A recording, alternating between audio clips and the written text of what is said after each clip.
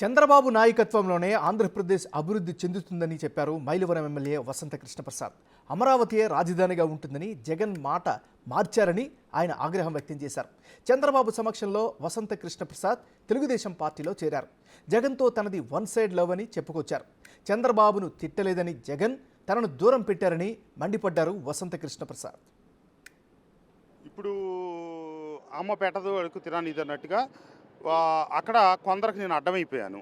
వాళ్ళు ఇక్కడి నుంచి పక్క నియోజకవర్గాలకు వెళ్ళటం గెలిచి బాగానే ఉన్నప్పటికీ కూడా మా నియోజకవర్గంలో ఉన్నటువంటి సహజ వనరుల మీద దృష్టి పెట్టి ఇక్కడ నన్ను ఇబ్బంది పెట్టడం, అక్కడ ఉన్నటువంటి గ్రావెల్ తవ్వకాలు కావచ్చు, లేకపోతే బూడిద వ్యవహారాలు కావచ్చు, వీటన్నిటిలో పెట్టడం ఎన్నో సందర్భాల్లో వాళ్ళు చేస్తున్నటువంటి చికాకు వాతావరణాన్ని అధినాయకత్వం దృష్టికి తీసుకెళ్ళాం. 2 సంవత్సరాల కాలంలో వాళ్ళు పరిష్కరించింది కానీ దానికి చొరవ చూపింది కానీ ఏమీ లేదు. ఎంతసేపటికి మనం బటన్ నొక్కుతున్నాం.